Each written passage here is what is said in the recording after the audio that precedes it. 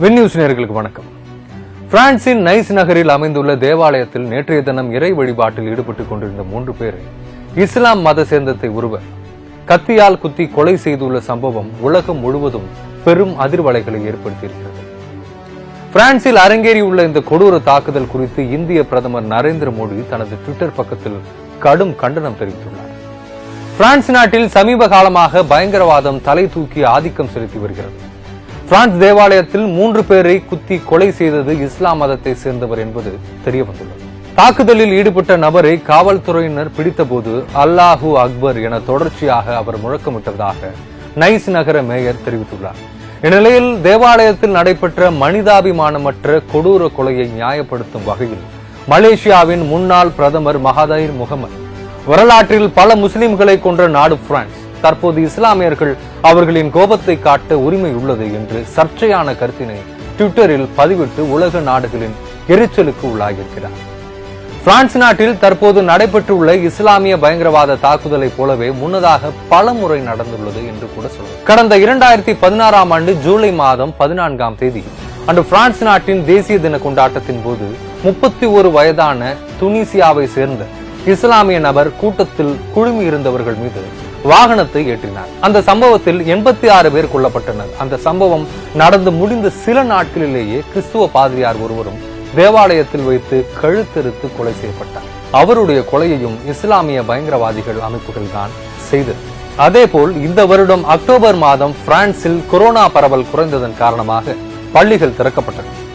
அப்போது வடமேற்கு பாரிஸில் உள்ள பள்ளி ஒன்றில் மாணவர்களிடம் முகமது நபிகளின் கேலி சித்திரத்தை வகுப்பில் காண்பித்த ஆசிரியர் ஒருவர் தலை துண்டிக்கப்பட்டு கொலை செய்யப்பட்ட சம்பவத்தின் அதிர்வலைகள் அடங்குவதற்குள் தற்போது மீண்டும் ஒரு பயங்கரவாத தாக்குதலை இஸ்லாமிய பயங்கரவாத அமைப்புகள் அரங்கேற்றி உள்ளன. பிரான்சின் நைஸ் நகர் தேவாலயத்தில் நடத்தப்பட்ட கொடூர தாக்குதலில் 2 பெண்கள் உட்பட 3 பேர் கொல்லப்பட்டுள்ளனர்.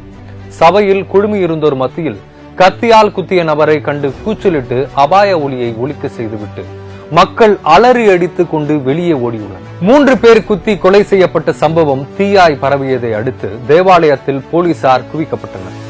தாக்குதல் குறித்து பிரான்ஸ் அதிபர் இமானுவேல் மக்ரோங் சம்பவ இடத்திற்கு விரைந்து ஆய்வு செய்தார். அப்போது பேசிய அவர், இதுபோன்ற தாக்குதல்கள் மூலம் பிரான்ஸ் நாடு கொண்டிருக்கும் கோட்பாடுகள், மதிப்புகள் ஆகியவற்றை பலவீனப்படுத்த முடியாது என்று அவர் தெரிவித்தார். மேலும் தாக்குதல் குறித்து பேசிய நைஸ் நகர மேயர், நாட்டில் இஸ்லாமியவாத பாசிசவாதத்தின் அடையாளம் காணப்படுகிறது என்று கூறினார். தேவாலயத்தில் நடத்தப்பட்டுள்ள இந்த கொடூர தாக்குதல் உலக அளவில் பெரும் அதிர்வலைகளை ஏற்படுத்தியிருக்கிறது. இந்த பயங்கரவாத தாக்குதலுக்கு பிரான்ஸ் நாட்டின் இஸ்லாமிய மத நம்பிக்கை கவுன்சில் கடும் கண்டனம் தெரிவித்துள்ளது. பிரான்சில் சமீபத்திய ஆண்டுகளில் நடந்த மிக கொடூரமான தாக்குதலில் ஒன்றாக இந்த தாக்குதல் சம்பவம் கருதப்படுகிறது. இந்நிலையில் ஒட்டுமொத்த உலகமும் பயங்கரவாத தாக்குதலுக்கு இரங்கல் தெரிவித்துக் கொண்டிருக்கும் வேளையில் மலேசிய முன்னாள் பிரதமர் மகாதீர் முகமது சர்ச்சையான கருத்தினை தனது ட்விட்டர் பக்கத்தில் பதிவிட்டுள்ளார். அந்த பதிவில் மகாதீர் முகமது இஸ்லாம் மற்றும் நபிகள் நாயகத்தை இழிவாக சித்தரிக்கும் கேலி சித்திரத்தை காண்பித்த ஆசிரியரை சில தினங்களுக்கு முன்பு ஒரு பள்ளி மாணவரால் தலை துண்டிக்கப்பட்டு கொல்லப்பட்டதை தமது ட்விட்டர் பதிவில் குறிப்பிட்டு, வெவ்வேறு கலாச்சாரத்தையும் மதிக்க தெரிந்து கொள்ள வேண்டும் என்றும் தங்களுடைய மேற்கத்திய நடைமுறை மதிப்புகள் வழக்கத்தை திணிக்க முற்படக்கூடாது என்றும் பிரான்ஸ் அதிபர் இமானுவேலை குறிப்பிட்டு மகாதீர் கடுமையாக சாடியுள்ளார். மகாதீர் பதிவிட்ட 13க்கும் அதிகமான ட்விட்டர் பதிவுகள் சில விதிமீறல்கள் காரணமாக ட்விட்டர் நிறுவனத்தால் நீக்கப்பட்டது குறிப்பிடப்பட்டது. பல இஸ்லாமியர்களை கொன்று குவித்த பிரான்ஸ் மக்களை கொல்ல இஸ்லாமியர்களுக்கு உரிமை உண்டு என கூறியுள்ள அவர் கருத்துக்கு கடும் கண்டனங்கள் குவிந்து வருகின்றன. இஸ்லாமிய பயங்கரவாதத்தை ஆதரிக்கும் வகையில் கருத்து தெரிவித்துள்ள மகாதீரின் செயலுக்கு எதிராக உலக நாடுகளின் தலைவர்கள் பலரும் தொடர்ந்து கண்டன குரல்களை எழுப்பி வருகின்றனர்.